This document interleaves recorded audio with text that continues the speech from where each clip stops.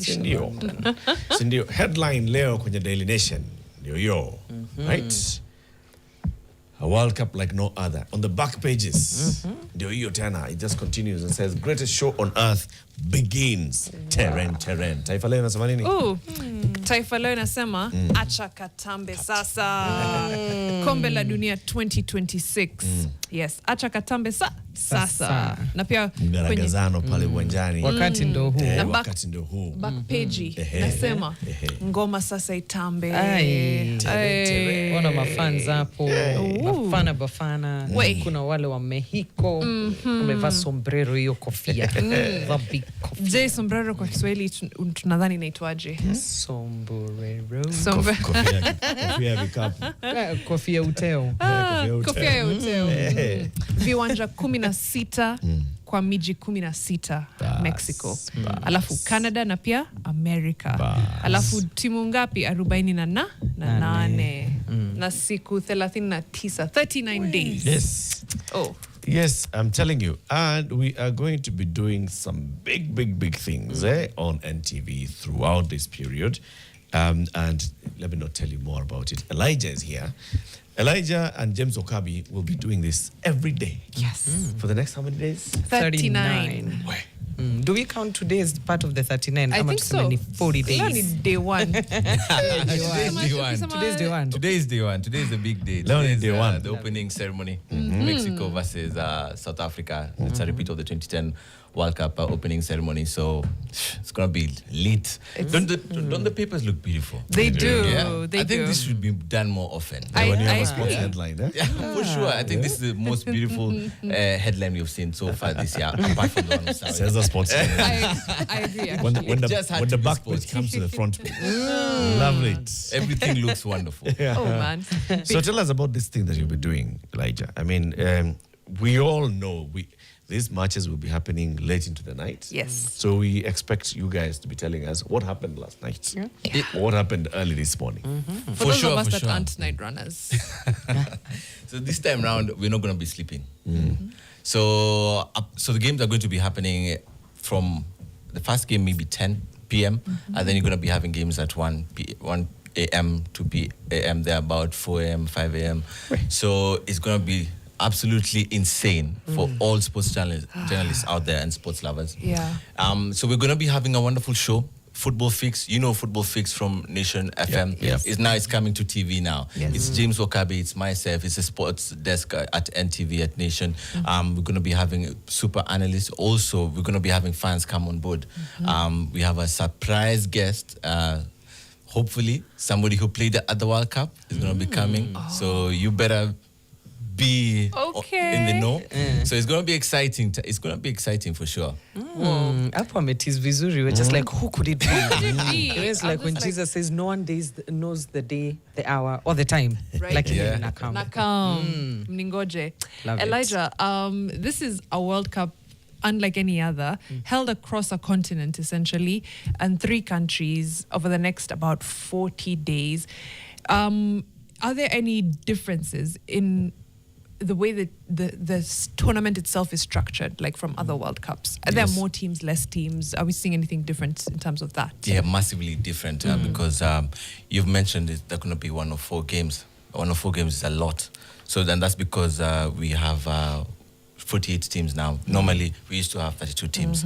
So now with these 48 teams, we're going to be having the group stage, then you're going to have the round of 32, then the round of 16. Now, the round of 32 was not there before. So you have the top 2 teams in every group proceeding to the next round, and then the best of 8 amongst the losers. So if you finish third and you're amongst the best 8, then you get an opportunity to now go to the round of 32. So it means more games. So a while back, you'd need 7 games to win the World Cup. Right. Now you need 8 games to win the World Cup. Wow. Of course, it comes with its own challenges because the players are playing more games now. Yes. So, for example, somebody like Declan Rice who has played more than 60 games. Ideally, a player should play 50 to 60 games in a season. Declan played close to 64 games thereabout. So if you add 8 games again, you're going to get to 70. 72 games. Yeah, so it will come with its challenges. May after the World Cup, it's a wait and see. Yeah. But of course, we're just here for the fun. We want to see the action on the pitch. Yeah. Hopefully, nobody gets injured. Plenty of the games are going to be happening in US. Canada will have some, Mexico will have some, but the majority of the games are going to be happening in US. And US have invested a lot in the stadiums. If you look at the MetLife Stadium in New Jersey is where we're going to be having the World Cup final. Right. But if you look at stadiums like the SoFi Stadium, owned by Stan Kroenke, it's one of the best. If you just the ambience itself, the pitch, what they put into this World Cup to make sure that all the playing surfaces are the same. It's a lot, 16 stadiums. We've never had 16 stadiums. So it's going to be exciting and just to see how they're going to encompass every single thing, accommodate all the fans. I had you in the morning. So we're waiting to see how the US is going to deal also with matters outside of the pitch. So outside of the pitch is also as important as inside. So we've had issues, for example, like with the water bottles. Fans cannot go with water bottles to the stadium. So that's going to present another challenge for fans. Tickets are expensive. I don't think I've ever heard of a World Cup that has had so much clamor as this World Cup. Qatar 2022 and South Africa 2010 were arguably one of the best World Cups. And these are not footballing nations, It's because they are accessible to the world. Yeah. This is what you're saying, there's higher demand for tickets. Or the tickets are just more the expensive. tickets are just expensive, So, Trump said, that they have sold many more tickets. In fact, I was talking to Infantino earlier, and they've sold many, many more tickets. Many more tickets. I mean, It sounds like tumetenga, tumeweka. Yeah, of course, you have to play. You have to show that you guys are doing well. This is the best. It's US. They go in a grand manner in each and everything that they do. So, of course, this one, they have to show the world that everything is okay, despite the fact that we know plenty of things are not okay. With Americans, I live for the showbiz. And just as we wrap up, there's some notable players that this could potentially be their last World Cup. So maybe name some of those. And then on matters, the African countries that are playing in the World Cup, maybe some of the favorites to look out for. Is it all 10 teams? And who's likely to maybe make it to the finals? All right. Let's start with the players who this is their last. But the 2018 Golden Ball winner, or the World Cup Golden Ball winner, Luka Modric, this should be his last World Cup. He's played an immense part in Croatia in the past 3 World Cups now. Croatia getting to the final, Croatia getting to the semi-final, them That's also massive. qualifying for this final. It's also good. Of course, the GOAT himself, and I'm not talking about Cristiano Ronaldo. I'm talking about Messi, Lionel Messi. Yeah. It was a fairy tale story for him in 2022, for him to finally get his hands on that trophy, that coveted trophy. In Argentina, he was not seen the same way as Maradona, as Kempes, because Kempes won in 78, and then Maradona won it in 86. And so the Argentines kept on wondering, when are you going to deliver this same excitement that you delivered to Barcelona? So he finally did it. I don't know what the storyline is going to be this time round. I thought he should have retired after the 22 World Cup, because that's the epitome, And then you have Ronaldo. Ronaldo, who is one of the best ever player we've seen. It's a privilege to have watched Messi and Ronaldo playing at the same time at a high level, scoring all the goals that they did, just getting fans up on their seats in each and every game. So will he have his fairy tale ending? Now it's a wait and see game. Portugal are very good.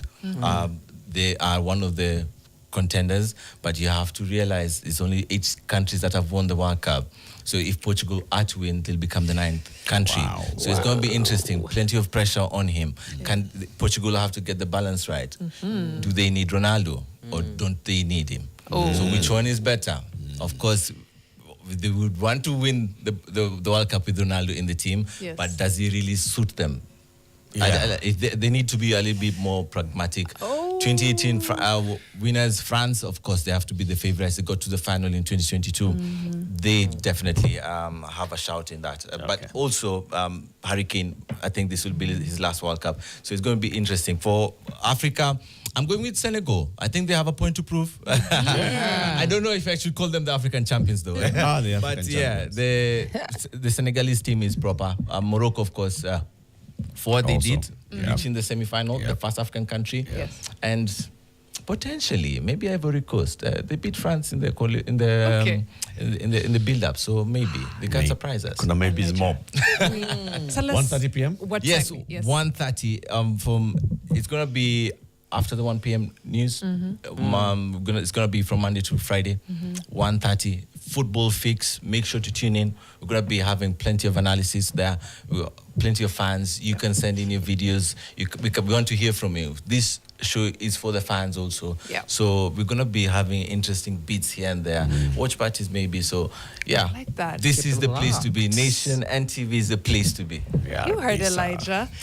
That's Elijah Oko, who will be alongside James Wakabi. James Okabi, Gladys Midecha. We're going to be having Yoshua Makori also. Yoshua Makori. And of course, the sports desk at Daily Nation. Fantastic. You can catch him at 1:30 p.m. starting today, right here on NTV, and of course on our YouTube and across our streaming platforms. Thank you so much for spending the morning with us. We have to say goodbye, and a massive thank you to our guests and to you, the Fixer, for making this possible. For myself, Mariam Bishar, Eric Latif, and Felaris Wamboi, have an amazing, amazing Thursday. We'll see you tomorrow. Indeed. We're crossing over to, of course, Nation FM with Brian Asali and Claudia Naisabwa on NTV, going to Rift Valley Technical Training Institute 14th International TVET and Interdisciplinary Conference, Transformation Agenda in TVET, Research and Innovation for Sustainable Development. That's coming up next, live.